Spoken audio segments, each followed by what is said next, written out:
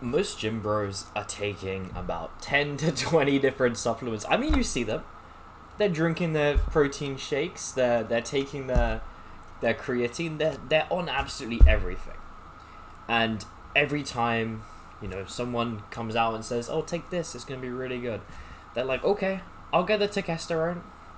But then, in your local gym, that guy at the back who has the hoodie on, like, I don't know, let's call him Anatoly. This guy is like super inhuman strength, super inhuman physique. Like, this guy is built. He's been building his physique for 30, 40 years. He's found exactly what's worked and what doesn't. He knows that training to failure is the true way to build muscle. And do you think he's taking any supplements? This guy's maybe on creatine. That is it. He gets everything from his diet. Here's the thing. Imagine me. 3 years ago, I've just joined the gym. And I'm trying my hardest. I don't know anything. I'm just listening to these random fitness YouTubers who are either on steroids or, telling me that I can eat pizza every day. It's not really good, is it? And then, imagine how I don't really have much money at this point. But what am I spending things on? I'm getting a mass gainer shake, which is ruining my gut health. And I'm buying every single supplement on the planet. Anytime someone says this will help, I'm getting it. And then it gets to the point where I'm taking like 14 supplements.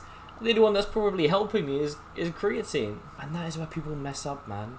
And mass gainers, don't even get me started on mass gainers.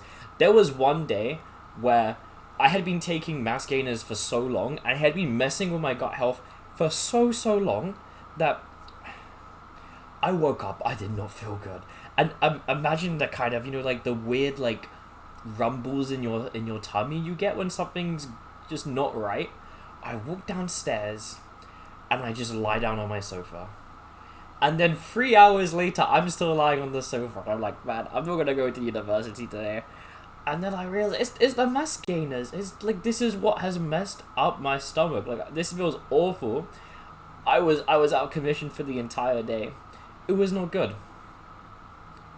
And following that, I kicked off mass gainers. I started trying to get my protein from other places. But I still made the same mistakes. I still focused on these supplements. What was I doing? I didn't need to have all these supplements. The only thing that was really helping, the only thing I really had to dial in was my training. My training was not good. I was not training to failure. I was doing junk volume. I was doing too much. And all these guys will talk about progressive overload and how over time you just have to get stronger and it doesn't really matter how hard you push yourself. But how dumb does that sound? Like, really think about it for a second. How dumb does it sound to not push as hard as you can? To just get only one extra rep? Sure, if you can only get an extra rep, that's incredible. If you're pushing the absolute hardest you can push and you can only get one more out, then that's a good thing. But do you think that's supposed to be the goal? Why isn't the goal going as hard as you can every single time? I mean, that's what the data shows. Somewhere in history, someone decided to just ignore studies and came up with some random rep range, 8 to 12, and some random set range, 20 sets a week per muscle group. Like, come on, what do you think's really gonna matter? Like, effective reps on your muscle where you're taking it to excruciating, agonizing, teeth grinning, like teeth, biting your lip, shouting almost as loud, even the meatheads are like turning to look at you like, can this guy shut up? Like, the place you need to get to have this work is insane. And for some reason, people think they can do a few low effort sets, add a rep or two each week, and then get the same results. It's just not true. And yet, when people look for these quick fixes of getting more muscle, what do? They don't care about their training. They don't want to push harder. They just buy some supplements. I will admit, the supplement hate, I know, I've said it before and I'll say it again, there are a few good supplements. Creatine, vitamin D3, zinc, and magnesium. Why? Because you just can't get them in your diet. Like, unless you're like Brian Johnson on some like, he takes more supplements than I even could comprehend.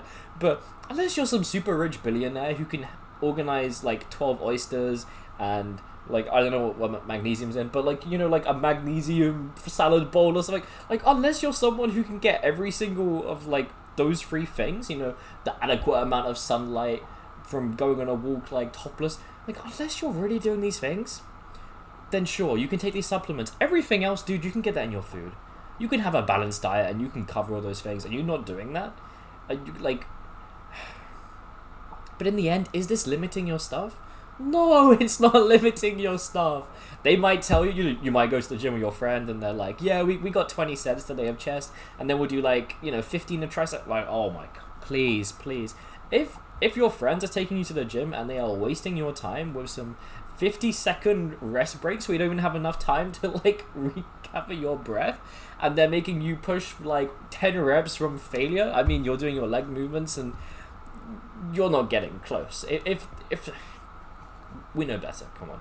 We know how important training to failure is, and you gotta do it. I know it's hard. You can take your creatine, you can take your vitamin D3, you can take your magnesium, and you can take your zinc. But the most important thing to take is your reps to failure.